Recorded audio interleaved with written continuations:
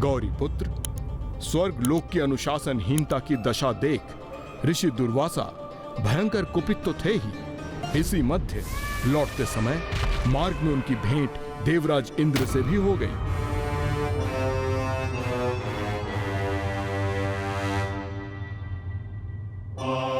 प्रणाम ऋषिवर।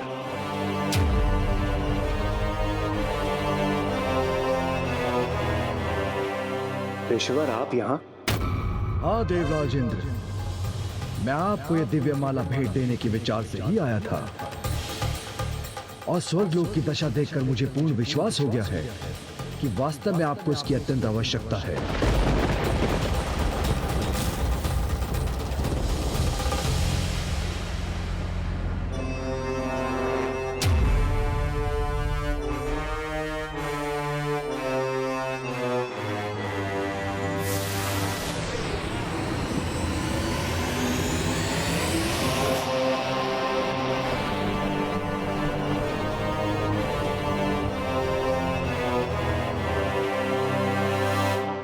क्षमा कीजिए ऋषिवर, देवराज इंद्र हूं मैं। मेरे पास नगों और मूल्यवान धातुओं की अनेक मालाएं हैं, तो फिर मुझे इस पुष्पमाला की क्या आवश्यकता है, जो कुछ ही समय में मुरझा जाएगा। हाँ, कदाचित मेरे सखा, मेरे वाहन गज श्रेष्ठ एरावत को यह अत्यंत प्रिय है। एरावत,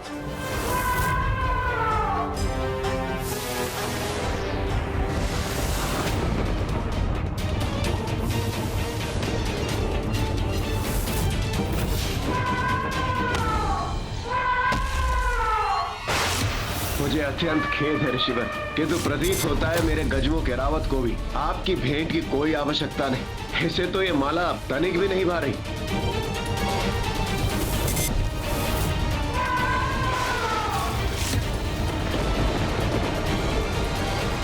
इतना अहंकार, ये तो सर्वथा अनुचित है।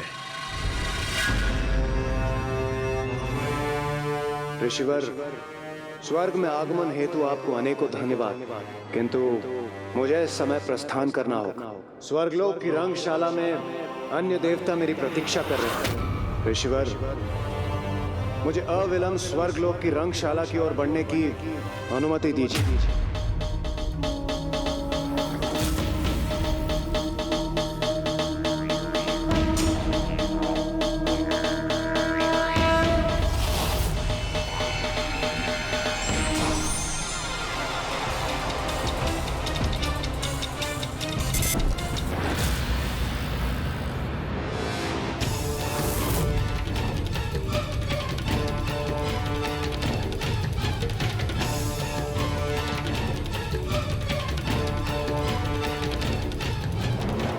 अनुशासन और अपने कर्तव्य को भूलकर नृत्य क्रीड़ा में ही मग्न है।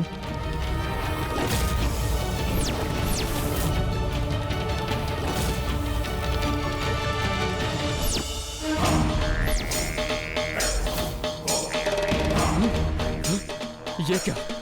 हमारे इतने प्रयासों के उपरांत भी हम हवन कुंड में अग्नि प्रज्वलित क्यों नहीं कर पा रहे हैं? ऋषि मुनि तपस्या कर अग्निदेव का आह्वान कर रहे हैं, और अग्निदेव उनके आह्वान को अनसुना कर रहे हैं, तो फिर सृष्टि में यज्ञ आदि कैसे संपन्न होंगे?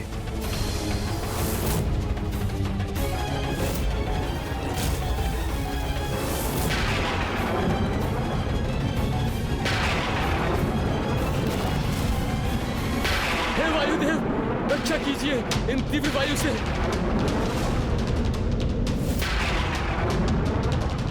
वायुदेव भी अपने समस्त दायित्व भूलकर यहीं स्थित है।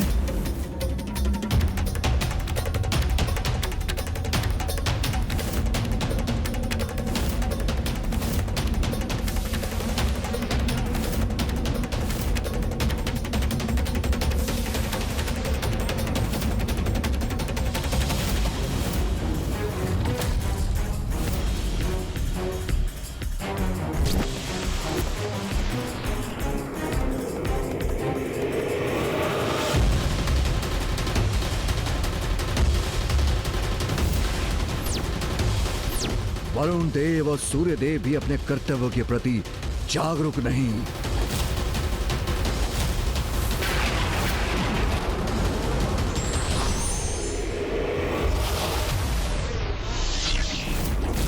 ऋषिवर, किस विचार में डूबे हैं आप?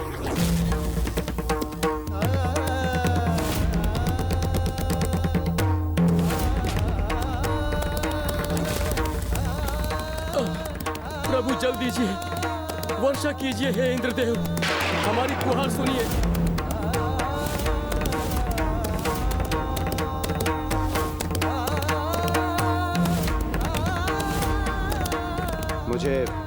मुझे आज्ञा दे ऋषिवर। स्वर्गलोक की रंगशाला में अन्य देवता मेरे आगमन की प्रतीक्षा कर रहे हैं। मुझे आज्ञा दें। ऐरावत,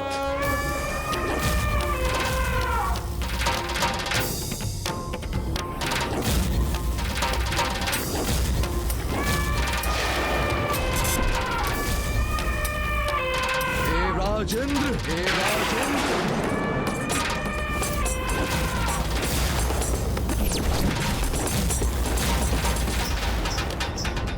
अपने कर्म का फल तो लेते जाइए। आपने स्नेहपूर्वक दिए गए उपहार का ही अपमान नहीं किया, किंतु स्वयं महादेव द्वारा प्रदान की गई समृद्धि प्रदान करने वाले उस दिव्य माला का तिरस्कार कर उसे नष्ट किया है। और ये कुछ नहीं इंद्रदेव, आपके अहंकार के चरम का ही परिणाम है, जो आपके व्यवहार के अनुशासन की अवमानना करने के कारण प्रकट हुआ है। आप सभी देवताओं के व्यवहार का तो क्या, कर्म, धर्म और समय के अनुशासन का उल्लंघन किया है, और आप अभी भी कर रहे हैं। जिस समय जगत कल्याण हेतु आपको तेज सभा में होना चाहिए, उस समय आप क्रीड़ा और आनंद के लिए रंगशाला में उपस्थित हैं। जब जगत के प्रत्येक भाग से पीड़ित मनुष्य देवताओं से सहायता की गुहार लगा रहे हैं, तो यहाँ स्वर्गलोक में आप देवताओं के कानों में मात्र और मात्र अप्सराओं के पायलों की झंकार गूंज रही है।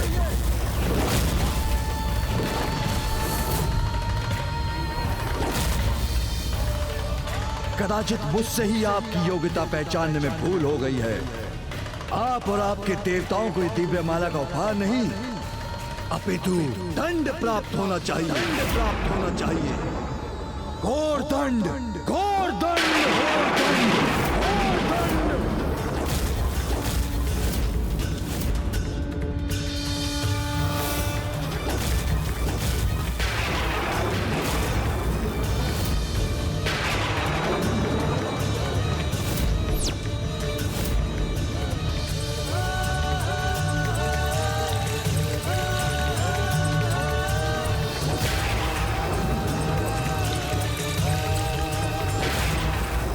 सभी देवताओं को शाप देता हूं कि आप और आपके समस्त देवता और ये स्वर्गलोक इसी समय श्रीहीन हो जाएंगे। अर्थात आप सभी प्रकार के सुख, समृद्धि, धन, तेज और शक्ति से रिक्त हो जाएंगे। नहीं ऋषिवर, मेरी इतनी छोटी सी भूल का समस्त देवताओं को क्यों दंड दे रहे हैं आप? वो भी इतना कठोर दंड। इस प्रकार तो हम समस्त देवता अपना सर्वस्व खो बैठेंगे। यही उचित होगा। मुझे पूर्ण विश्वास है, जिसमें अनुशासन नहीं होता वो किसी भी सुख के योग्य नहीं होता।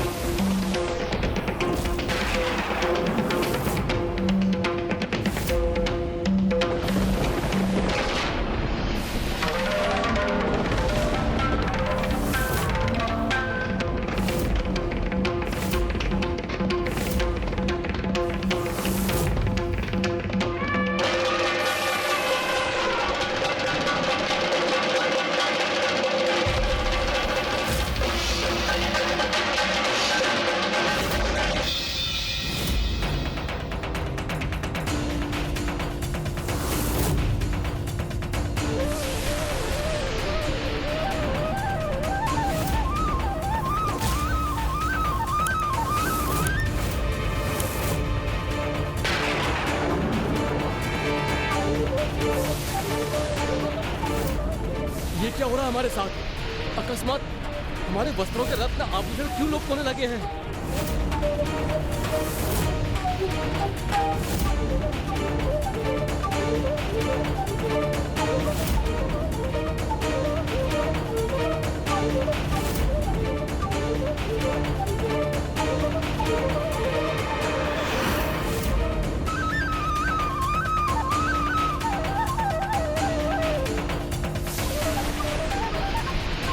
देवी लक्ष्मी,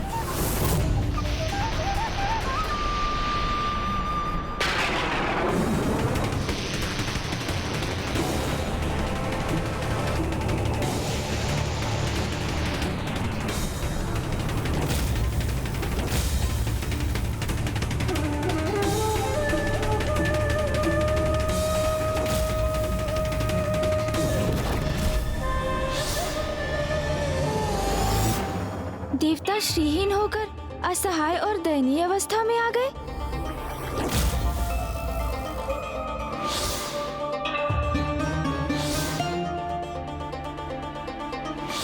वैकुंठ और स्वर्गलोक दोनों ही निस्तेज हो गए। गौरी पुत्र प्रभु ऋषि दुर्वासा के शाप के परिणाम स्वरूप देवताओं के प्रिय आराध्य हरि नारायण भी श्रीहीन हो गए, क्योंकि श्री अर्थात देवी लक्ष्मी को उनके निकट से भी लुप्त होने पर विवश होना पड़ा। इसलिए न वैकुंठ में अब कोई आभा शेष थी और ना ही स्वर्गलोक में।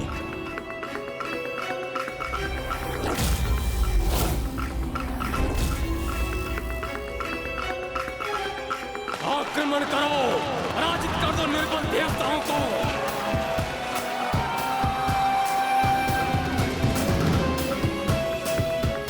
ये कैसी दुर्दशा हो गई हमारी। श्री विहीन होकर हम अपनी शक्ति भी खो चुके हैं। और इन असुरों को स्वर्ग में प्रवेश करते देखने के लिए हम विवश हैं। श्रीहीन देवताओं, स्वर्ग पर अब हमारा नहीं, हमारा अधिकार है। हम असुर यहाँ से निष्कासित करते हैं तुम्हें। आप यही सोच रहे हैं ना गौरी पुत्र, कि देवता तो मात्र श्रीहीन अर्थात लक्ष्मीहीन, धनहीन हुए थे, फिर वो स्वयं को शक्तिहीन भी क्यों मान बैठे थे? नहीं नहीं लंकेश, मैं ऐसा कदापि नहीं सोच रहा हूँ, क्योंकि श्री का अर्थ मात्र धनलक्ष्मी नहीं, अपितु अष्टलक्ष्मी है। गौरी पुत्र तो मुझे अपने ज्ञान से चकित कर देते हैं। जो श्रीहीन होता है उनसे अष्टलक्ष्मी माता विलग हो जाती हैं। जो अष्टलक्ष्मी देवियों में प्रथम है वो है माता आदि महालक्ष्मी, अर्थात सौभाग्य की देवी, जिनकी कृपा से ही किसी को सौभाग्य की प्राप्ति होती है।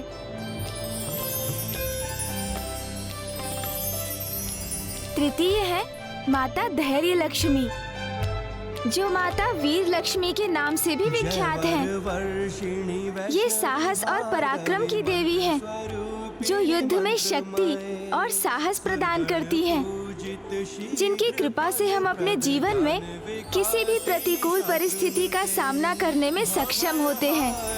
पाप विमोचिनी साधु जनाश्रित पादयुते, जय जय है मधुसूदन कामिनी धैर्य लक्ष्मी परिपालय मां। चतुर्थ है माता गज लक्ष्मी, जो पशुधन से उत्पन्न होने वाले प्रभुत्व की नियंत्रक हैं। उनके आशीर्वाद से मवेशियों अर्थात पशुधन से उत्पन्न संपदा एवं ऐश्वर्य में वृद्धि होती है।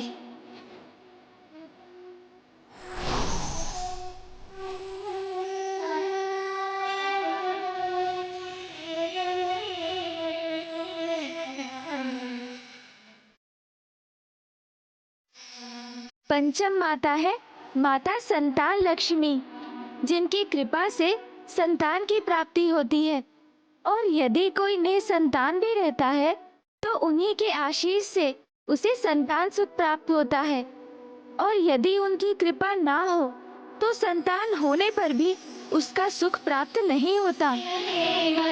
षष्ठम माता है माता विजय लक्ष्मी, जिनकी कृपा से मात्र युद्ध में ही नहीं अपितु जीवन की बाधाओं पर भी विजय पाने में सफलता प्राप्त होती है।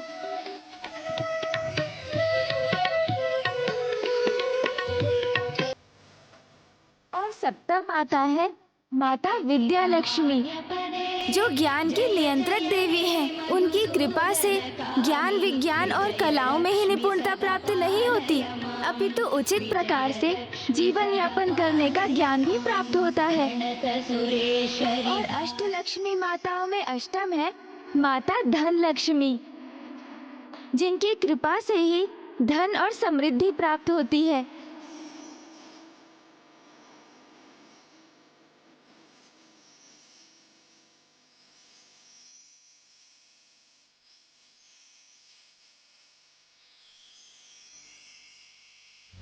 ओम अष्टलक्ष्मे नमः, ओम अष्टलक्ष्मे नमः।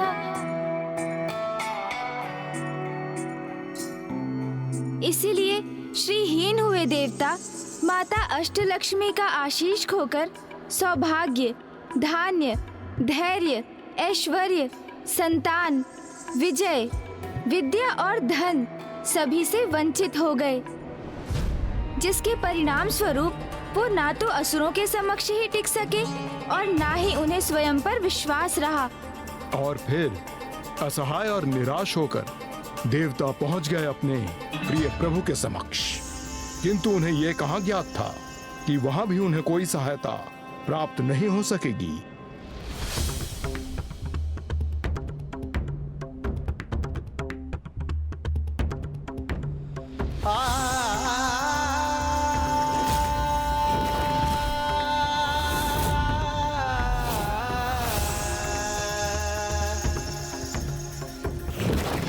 ये क्या? माता लक्ष्मी नहीं है यहाँ। माता लक्ष्मी से रिक्त वैकुंठ भी आभाविहीन हो गया।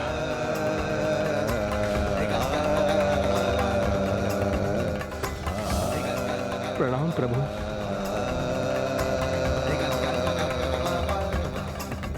हाँ देवगण, मुझे ज्ञात है कि आप सभी श्रीहीन हुए हैं और उसी कारणवश देवी लक्ष्मी मुझसे विलग हुई। वैकुंठ अपना तेज, अपनी दिव्यता खोने पर विवश हो गया।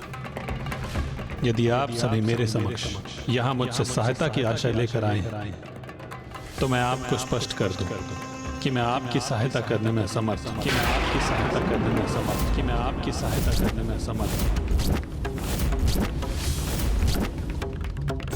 प्रभु, हम पर कृपा कीजिए प्रभु। हम पर कृपा कीजिए प्रभु। हम पर कृपा हम पर कीजिए कृपा कीजिए। हम पर कृपा कीजिए प्रभु। हमारी इस घोर विपदा के समय हमें इस प्रकार निराश मत कीजिए प्रभु। हमारी रक्षा कीजिए प्रभु। हमारी सहायता कीजिए, सहायता कीजिए हमारी। देवगण, कृपा और सहायता की अपेक्षा तो आप उनसे मांगे जिन्होंने आपको इस कठोर दंड से दंडित किया है।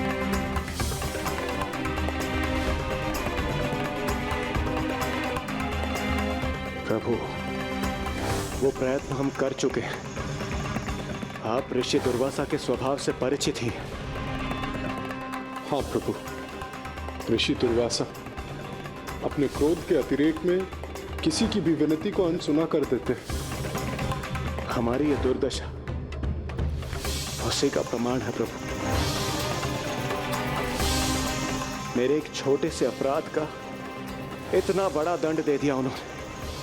ये सत्य है कि ऋषि दुर्वासा कभी कभी अपने क्रोध के आवेग में अत्यधिक कठोर हो जाते, किंतु आप सभी को अपनी अनुशासनहीनता का परिणाम समझने हेतु श्रीहीन तो होना ही था। अब यदि आपकी इस समस्या का समाधान आपको कोई सुझा सकता है तो वो मात्र ऋषि दुर्वासा।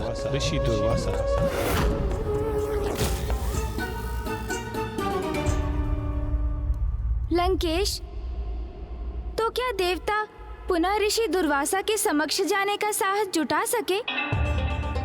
और क्या ऋषिवर ने ही उन्हें इस विकट स्थिति से पार पाने का कोई मार्ग सुझाया? हाँ गौरी पुत्र, ऋषि दुर्वासा ने उन्हें वो उपाय तो बता दिया, किंतु उस उपाय को सुनकर देवता तो अचंभित ही रह गए।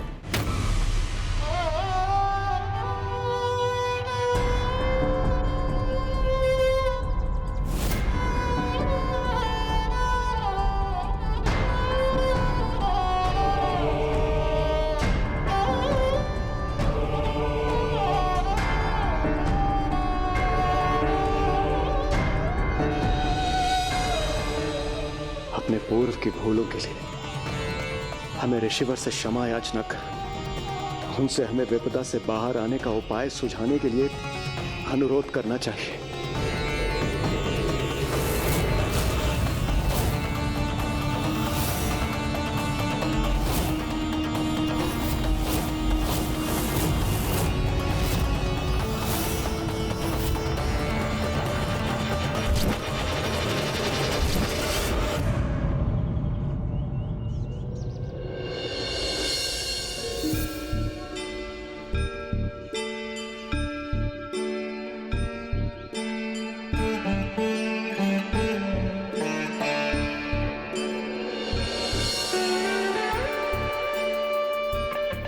मुझे क्षमा कर दीजिए ऋषिवर, मैंने अपने कर्तव्य के अनुशासन को भंग किया।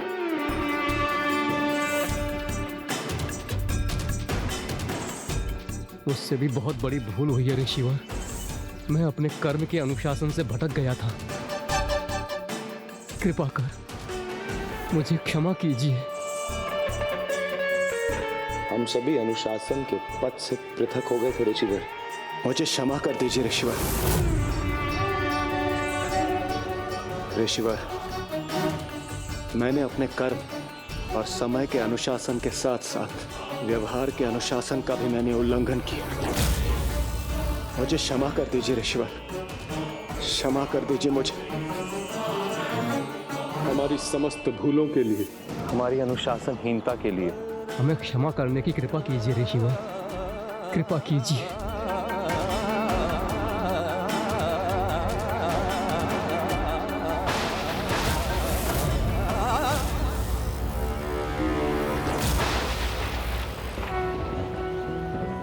सरलता से प्राप्त हुई क्षमा और वरदान दोनों का ही महत्व है। अधिकतर शीघ्र ही लुप्त हो जाता है। उनसे प्राप्त हुई सीख शीघ्र ही अपना महत्व खो देती है। इसलिए जिन्हें सहजता से सीख प्राप्त होती है, उनके सुपथ के मार्ग से पुनः भटकने की अधिक संभावना रहती है। ईश्वर, हम अपना सर्वस्व खो चुके हैं।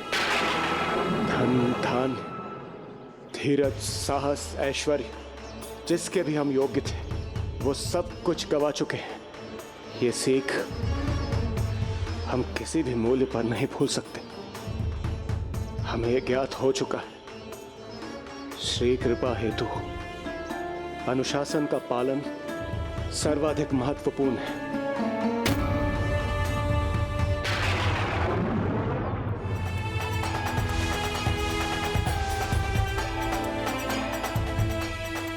आप सभी अब ये तो अवश्य समझ गए होंगे, अनुशासनहीन होने का परिणाम श्रीहीन होना, जिसमें तनिक भी विलंब नहीं होता। किंतु अभी भी अनुशासन का पाठ सीखने हेतु आप सभी को अभी और श्रम करना होगा। जिस प्रकार अपने विचारों का मंथन कर आपको अपनी भूल का आभास हुआ है, उसी प्रकार अपनी श्रीहीन अवस्था से मुक्ति पाने के लिए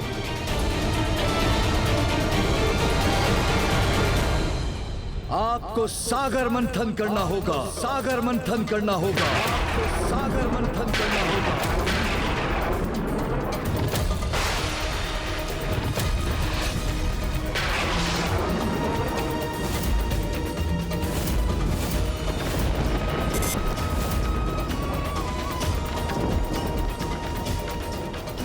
सागर मंथन, वो भी अपनी शक्तिहीन अवस्था में, हम कैसे संभव करेंगे ऋषिवर?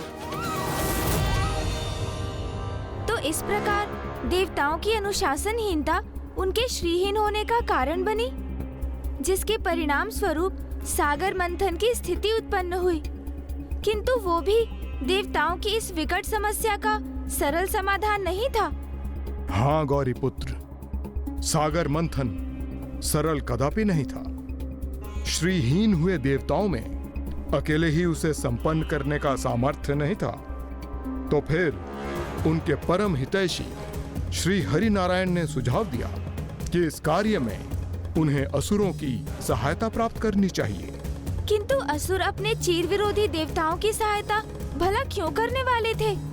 ये प्रश्न तो देवताओं के भी मन में उठे थे गौरी पुत्र, किंतु ये भी स्पष्ट था कि इस कार्य में उनका असुरों से सहायता लेना अनिवार्य था।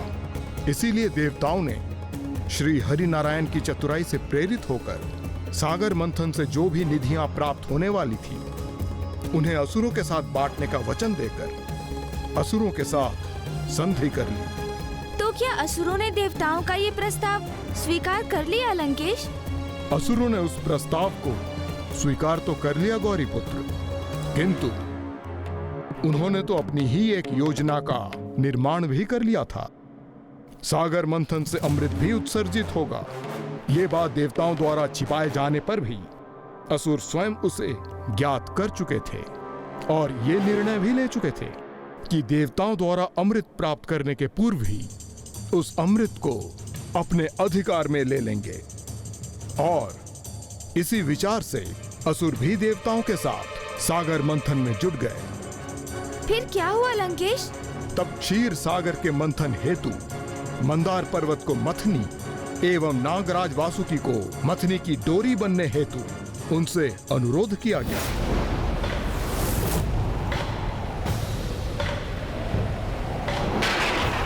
फिर आरंभ हुआ उस अकल्पनीय अद्भुत घटना अर्थात महान सागर मंथन का, जिसमें देवता और असुर सम्मिलित रूप से भागी बने। असुराज बलि की, असुराज बलि की, असुराज बलि की। हर हर हर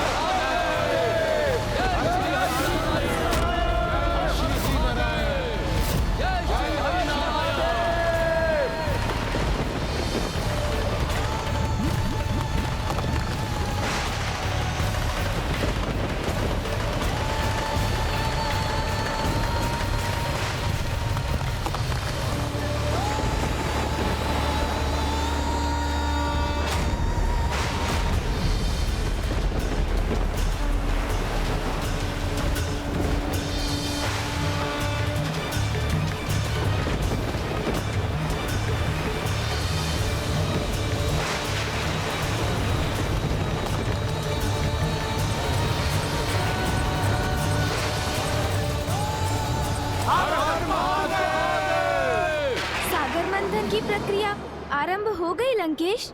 हाँ गौरी पुत्र, किंतु वो मंथन आरंभ होते ही रुक भी गया। रुक गया? किंतु क्यों लंकेश? क्योंकि मंदार पर्वत ने अपना संतुलन खो दिया था।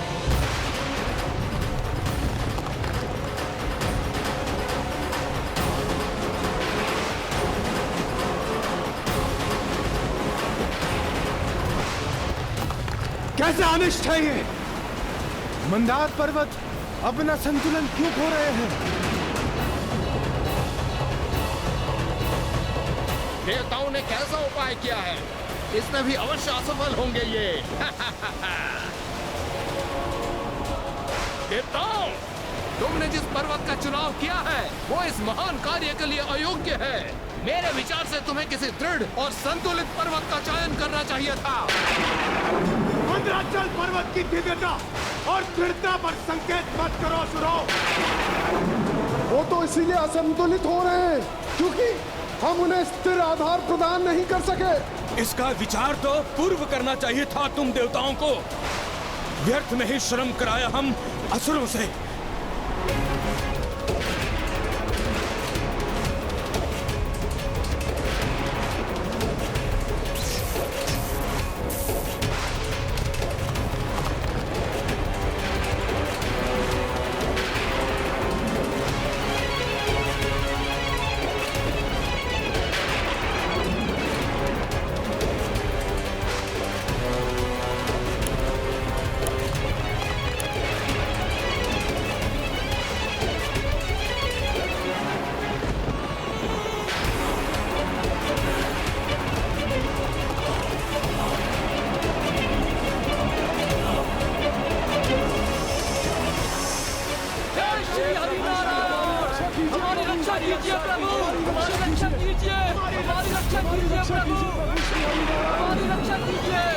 तो अवश्य यही समय रहा होगा जब प्रभु श्री हरि नारायण कूर्म अवतार लेकर मंदार पर्वत के आधार बने होंगे। देवताओं ने तो यदि मेरे प्रभु शिव शंकर शंभु से सहायता की विनती की होती तो वो वहां पहुंचकर अपने हाथों से ही मंदार पर्वत की मथनी बनाकर स्वयं ही संपूर्ण सागर का मंथन कर देते। किंतु देवताओं ने तो श्री हरि नारायण पर आश्रित होने का निर्णय ले लिया और श्री हरि नारायण ने मंथन पूर्ण करने के स्थान पर कूर्म अवतार अर्थात एक दिव्य कछुए का रूप लेकर मंदार पर्वत को संतुलित भर ही किया। हमारी रक्षा कीजिए प्रभु, हमारी रक्षा कीजिए प्रभु, हमारी रक्षा कीजिए प्रभु, हमारी रक्षा कीजिए प्रभु, हमारी रक्षा कीजिए, हमारी रक्षा कीजिए प्रभु श्री नारायण।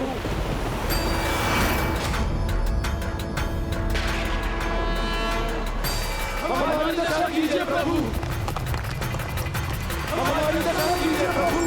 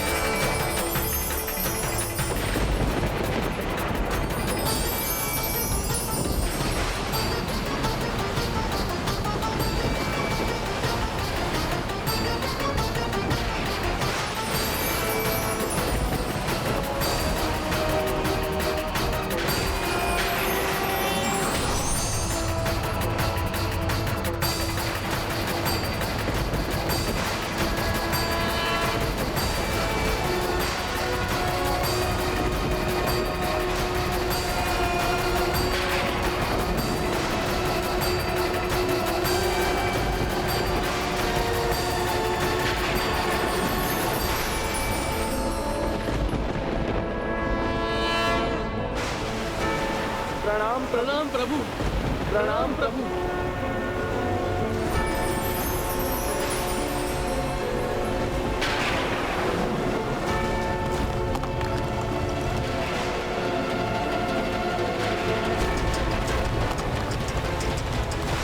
इन प्रयासों का क्या लाभ?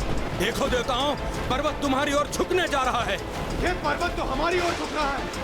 हमारी रक्षा कीजिए प्रभु, हमारी रक्षा कीजिए।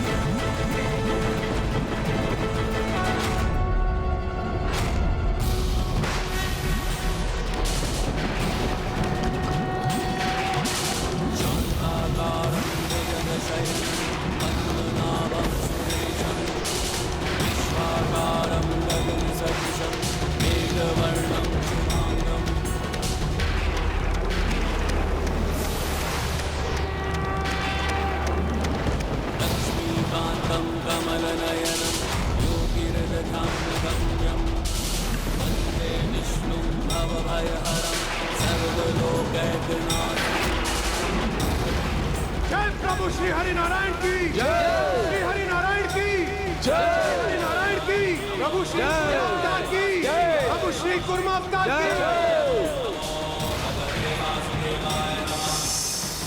हर हर महादेव, जय प्रभु श्री हरि नारायण, हर हर महादेव, जय प्रभु श्री हरि नारायण।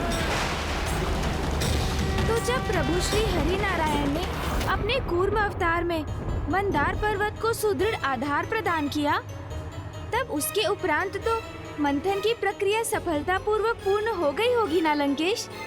हाँ गौरी पुत्र, किंतु जैसा ऋषि दुर्वासा ने कहा था, ये इतना सहज नहीं था। शीघ्र ही सागर मंथन की ये महान घटना एक भयावह दुर्घटना में परिवर्तित होने वाली थी, क्योंकि सागर मंथन से जो सर्वप्रथम उत्सर्जित हुआ था वो भीषण विष हलाहल था। जय प्रभु श्री हरि नारायण की जय, श्री हरि नारायण की जय, हरि नारायण की, प्रभु श्री अवतार की जय, प्रभु श्री कूर्म अवतार की जय।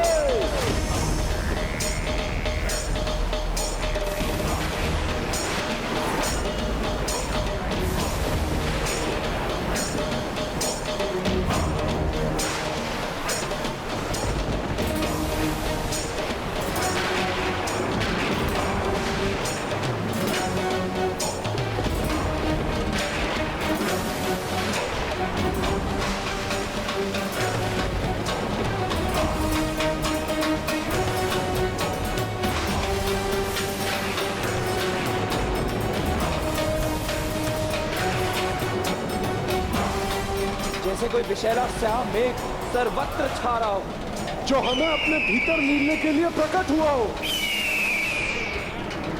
देवताओं, किस संकट में डाल दिया तुमने हमें?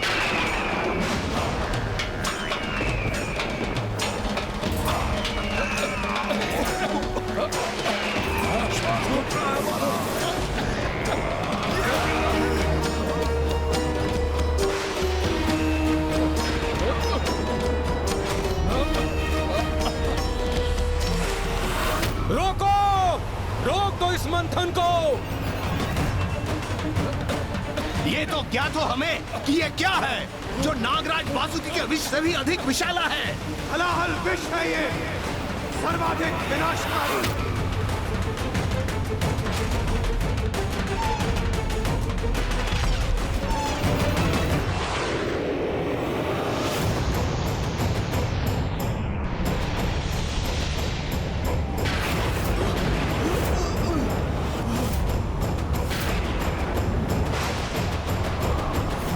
ये तो हमारा भाग्य है कि विष का मेघ हमारी ओर नहीं बढ़ रहा, किंतु जिस तीव्र गति से यह उत्पन्न हो रहा है, समस्त सृष्टि को अपने भीतर समाहित कर लेगा। कुछ नहीं बचेगा, कुछ नहीं, सर्वनाश हो जाएगा। हलाहल विष में तो समूचे संसार को नष्ट करने की क्षमता थी, और किसी देवता में तो क्या, स्वयं श्री हरिनारायण में भी उसे संभालने का सामर्थ्य नहीं था। ऐसी विकट स्थिति में यदि कोई आशा शेष थी तो वो थे मेरे प्रभु शिव शंकर महादेव, जो इस महासंकट को हरकर सभी को रक्षित कर सकते थे। हमारी रक्षा कीजिए प्रभु, हमारी रक्षा कीजिए प्रभु, हमारी रक्षा कीजिए प्रभु।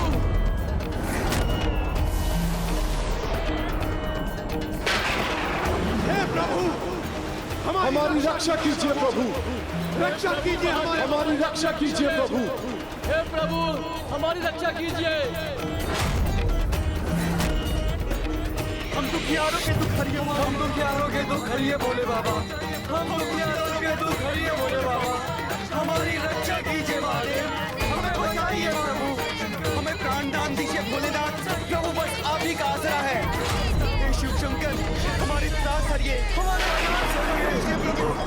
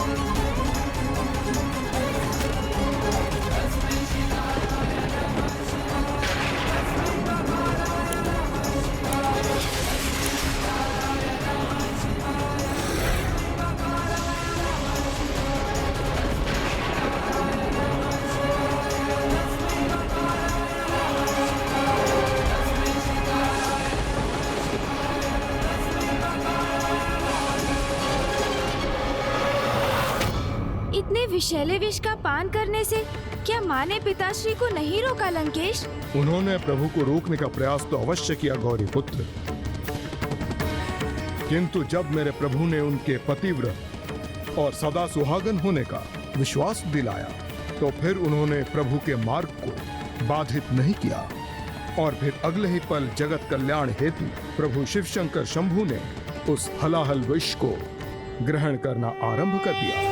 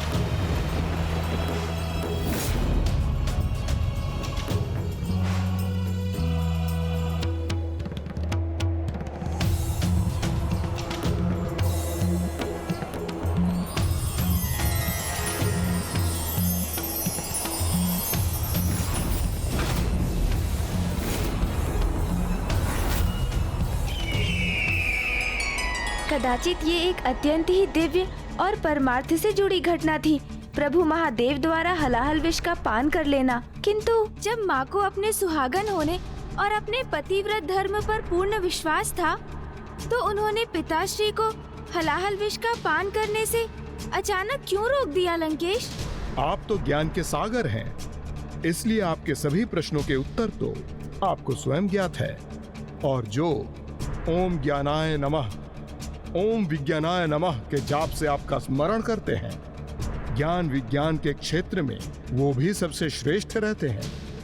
तो ज्ञान दाता ज्ञानाय गौरी पुत्र गणेश, इस प्रश्न का उत्तर तो आप स्वयं ही दीजिए। उचित है लंकेश, किंतु मुझे इस पर विचार करने का तनिक अवकाश दीजिए।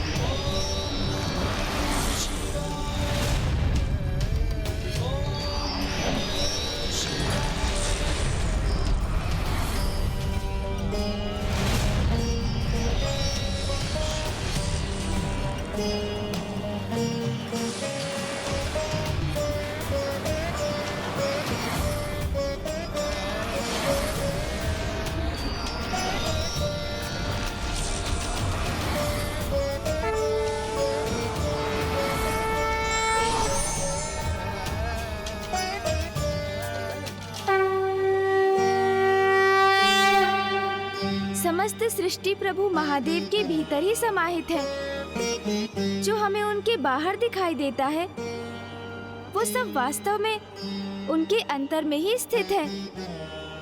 इसलिए माँ ने पिताश्री के कंठ के नीचे हाथ रखकर जिस हलाहल विष का उन्होंने पान किया था, उसे वहीं रोक दिया।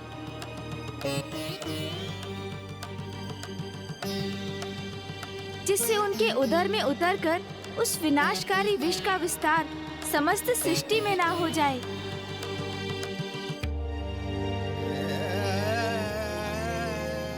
और इसलिए अपने कंठ में हलाहल विष को धारण करने वाले प्रभु महादेव नीलकंठ भी कहलाए। प्रभु महादेव नीलकंठ भी कहलाए।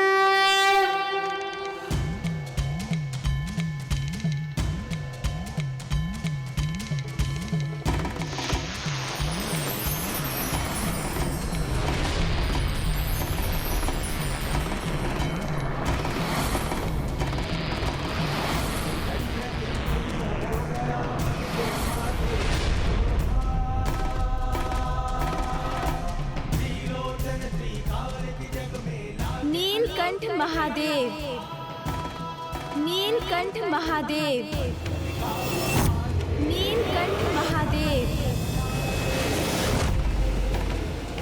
हे नीलकंठ महादेव, आपके इस महात्याग के लिए आपको कोटि कोटि नमन।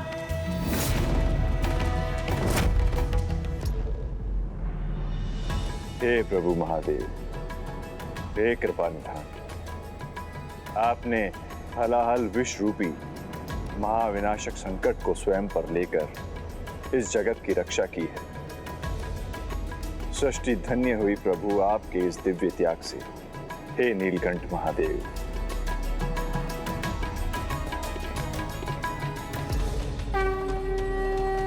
प्रभु नीलकंठ महादेव।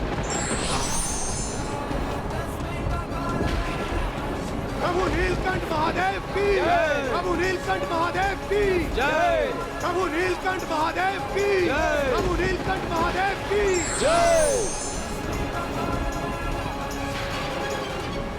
हाँ गौरी पुत्र, इसी प्रकार समस्त सृष्टि को हलाहल विष से रक्षित कर मेरे प्रभु महादेव शिव शंकर शंभु महान नीलकंठ महादेव भी बने।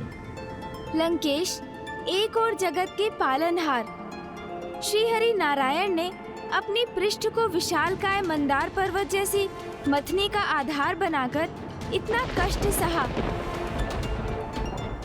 तो दूसरी ओर जगत पिता नीलकंठ महादेव ने अपने कंठ में हलाहल विष को स्थित करने का कष्ट उठाया।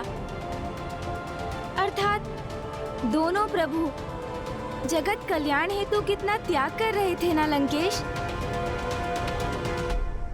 किंतु गौरी पुत्र, मेरे प्रभु महादेव शिवशंकर शंभु से श्री हरि नारायण की तुलना भला कहाँ संभव है, क्योंकि वो विष आज तक मेरे प्रभु शिवशंकर शंभु के कंठ में ही है। अर्थात संसार को विनाशकारी कष्ट से रक्षित करने हेतु प्रभु तो सदैव जगत की रक्षा एवं पालन करने का कर्तव्य निभाने के लिए तत्पर रहते हैं। यही तो स्वयं ईश्वर का अनुशासन है, उनका दायित्व है। फिर वो ईश्वर, ब्रह्मदेव, नारायण अथवा महेश्वर ही क्यों ना हो, किंतु लंकेश अन्य सभी अवतारों के समान अपने नीलकंठ स्वरूप से भी महादेव ने जगत को एक अत्यंत महत्वपूर्ण सीख प्रदान की कि कभी कभी नकारात्मक विनाशक शक्तियों को प्रभावहीन करने का एकमात्र उपाय है कि जहां वो स्थित है उन्हें वहीं सीमित करना, जिससे वो विस्तार ही ना कर सके। फिर वो अत्यंत विनाशक विष हलाहल ही क्यों ना हो। आपने सर्वथा उचित कहा गौरी पुत्र। किंतु लंकेश, पुनः सागर मंथन की कथा पर लौटकर मुझे आगे की कथा सुनाने की कृपा कीजिए। क्या उस मंथन के परिणाम स्वरूप अब माता लक्ष्मी सागर से उत्सर्जित हुई अथवा अमृत कलश? अमृत की प्रतीक्षा तो सुर और असुर दोनों को ही थी।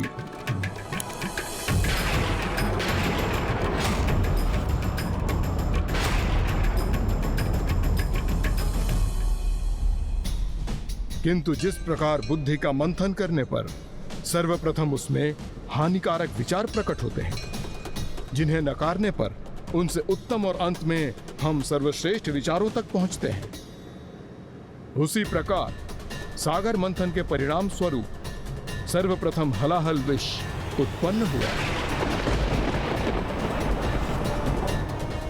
फिर कुछ शेष निधियां, किंतु सागर द्वारा श्रेष्ठतम निधियों का उत्सर्जन अभिशेष था।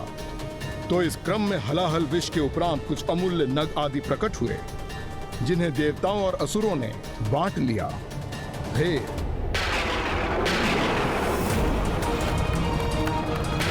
जय हरि नारायण, जय हरि नारायण, जय हरि नारायण, जय हरि नारायण।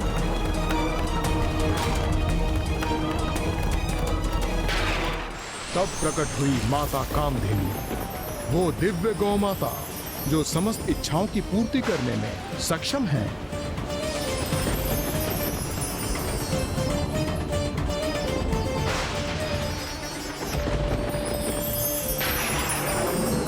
प्रणाम माता कामधेनु, प्रणाम कामधेनु माता। माता कामधेनु को ऋषि मुनियों को प्रदान किया गया, जिससे उसके दुग्ध से उत्पन्न घृत का यज्ञ एवं अन्य धर्म कर्म की विधियों में उपयोग हो सके। जय श्री हरि नारायण।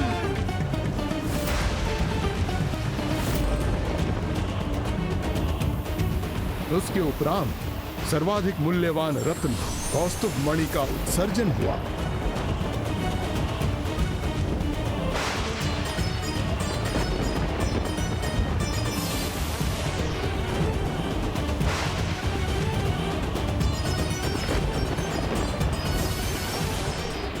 श्री हरि नारायण ने सागर मंथन में जो सहायता की थी, उसके लिए उन्हें कौस्तुभ रत्न प्रदान किया गया।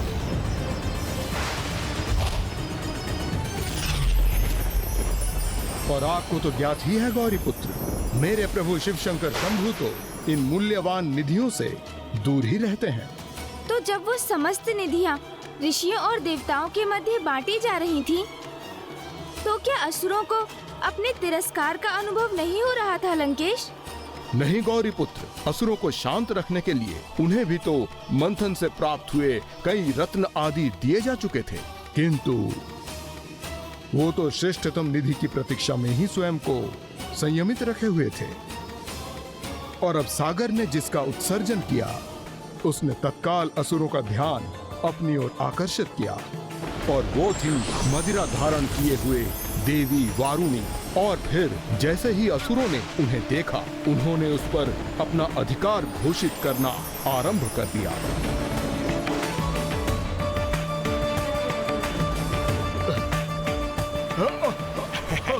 महाराज, ये सुंदरी तो हम असुरों को ही प्राप्त होनी चाहिए। हाँ हाँ महाराज, हमारा होगा। महाराज, देवी वारुणी और उनकी सुरा का स्वामित्व हम असुरों का होगा। इस पर हमारा अधिकार होना चाहिए।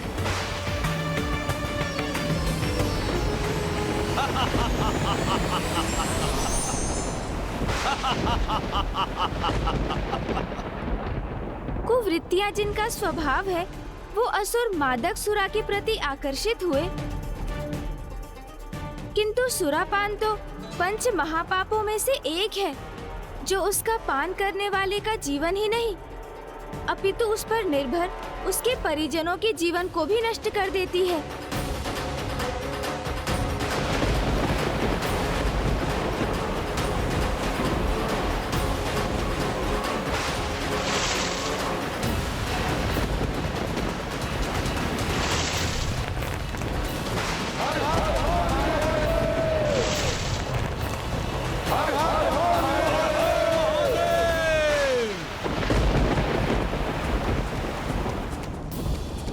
गौरीपुत्र, सुरा के उपरांत जो निधियां प्राप्त हुई वो इस प्रकार हैं।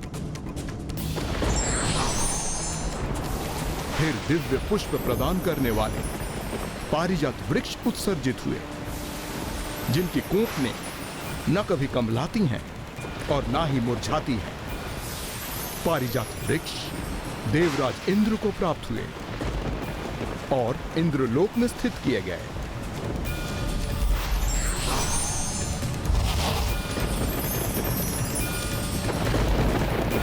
असुरराज बलि की जय! असुरराज बलि की! हर हर महादेव!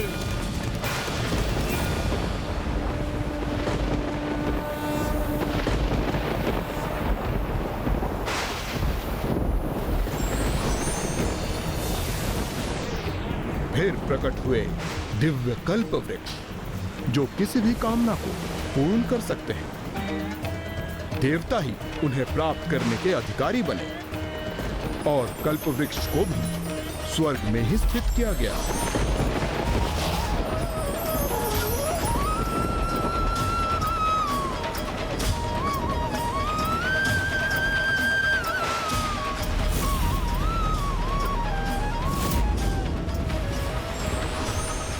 फिर देवराज इंद्र के वाहन महान गज ऐरावत उत्सर्जित हुए, जिन्हें प्रभु ऋषि दुर्वासा के शाप के उपरांत देवराज खो चुके थे।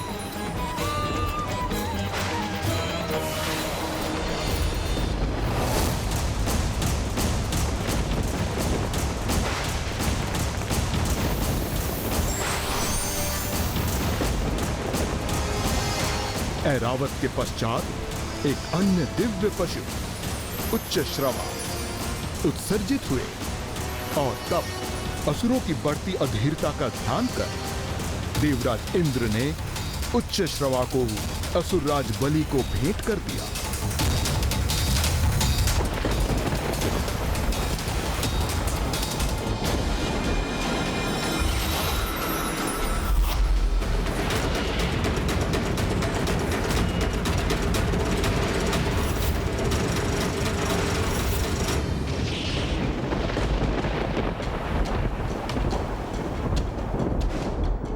अर्थात देवराज इंद्र किसी भी प्रकार का पक्षपात नहीं करना चाहते थे। नहीं गौरीपुत्र, जहां तक मेरा अनुमान है, इंद्र तो भयभीत थे कि कहीं इस बार अमृत ही न उत्सर्जित हो जाए और असुर उस पर अपना अधिकार न मांग लें। किंतु फिर सागर ने किसे प्रकट किया लंकेश?